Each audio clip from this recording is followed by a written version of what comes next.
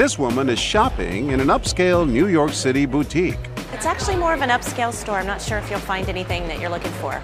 She is looking for a new outfit, but the store's employees are on the lookout for people like her. I don't need you any further in the store because I can't keep my eye on you. People like you come in and they take things. People like me? I think you know what I'm talking about. I don't feel comfortable with you in the store. Keep your eye on these two women. Not sure you can actually afford something like this. Let me fold this back. The more offensive the sales clerk is, Ma'am, people like you, they can't afford stuff like this. the more they keep their attention on the merchandise. We catch up with the two women outside. I did actually feel sorry for the girl. Will you do something next I wouldn't time? have got involved, no, because it's nothing to do with me. But she needed your help. Someone has to sound the alarm. But I don't know her. The two customers have just witnessed a type of discrimination so common that researchers have given it a name: shopping while black.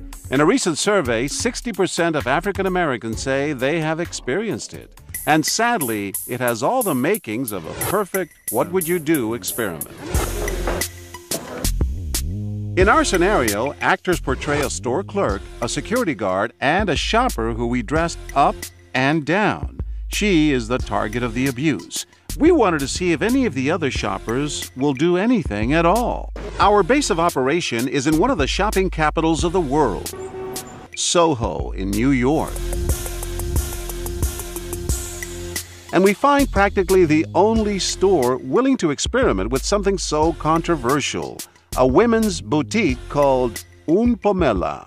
People like you come in and they just slip things in your bag. What You is- have big what is jacket and people like everything. me? I think you know what I'm talking about. If you don't need to know what shop you're in Harlem, go shop in Harlem. You're not shopping in our store. Inside the store, the harassment continues. Put your arms out, please. It's not the first time, I'm sure. You know what I'm talking about. Excuse me, I've been searched and I'm just a shopper. Did this happen to you?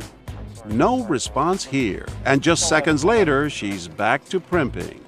What is your name? Are you the manager? Yes, I'm just doing my job. You're doing a horrible job, okay? You treat me like I'm a criminal. Watch this couple. They've been browsing right next to our actors. And you're really disturbing them. They should know that they shop in a place where paying customers get frisked. I'm the only black woman in here. Right. And I'm the only person this is happening to. Exactly. Our security guard tries to draw the couple in. I don't go to your neighborhood. Why don't You don't go leave to our my neighborhood. Yes. You don't even know where I live. Sorry, I'm guys. so sorry, That's all right. guys. Did y'all need help looking for anything? We're just looking for something that she might like. But not a word in defense of our shopper. And we couldn't believe what happened next. Have you guys ever experienced something like that? It's just crazy. What's that?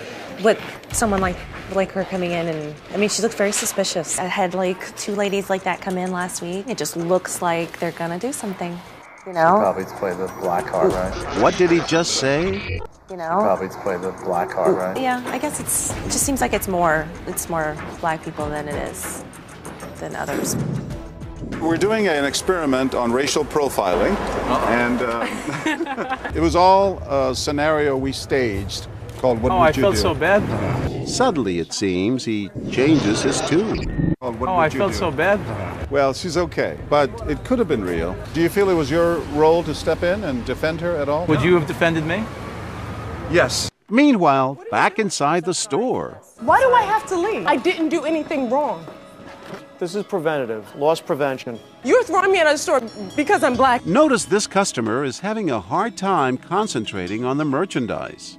A few minutes later, and just as we did with the man before her, we instruct our sales clerk to engage her. I think it's probably more of appearance than, just that kind of people. The probability is just higher. What does that mean, that type of people? I don't understand. The statistics are higher for people of different types. Type, you see, that's the problem. That type, I'm afraid of what you're going to say when you clarify what type means. Yeah. That's really disturbing but to me. it's the facts, and I think it's just... Oh my goodness. You are saying what I think you're saying. I wish you would just stop asking me about this and talking to me. She's so upset, she begins to cry. It's time to introduce myself. Hi, I'm John. I'm John Quinones. I'm the reporter with ABC. Do you know this is part of the experiment, right? I was just told that. We didn't want you to be that upset. We did want to find out how people would react and what should they do and what should they say, because this exists. Racism does exist. I'm so glad this is not real. Thank you. Ma'am, your type comes in here a lot, and I just need to make type? sure. Yes. This man and his family have a front row seat. Yes. Yes.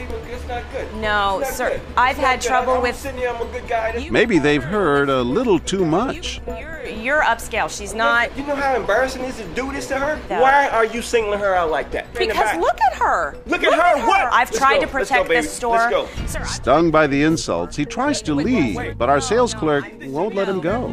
we had this happen last week, and I need to make sure that it doesn't happen. It comes out of my pocket. Listen, I'm not stating that you shouldn't do your job, but the way you're doing your job isn't right. So how would I do it if you don't need to be working here if you don't know how you would do it? No, He's finally had enough. But you should apologize. That's cold. That's sick. That's sick.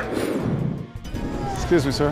Hi, I'm John Quinones. Man, I can't talk right now. I know you're upset. You know what this was? You know what this was?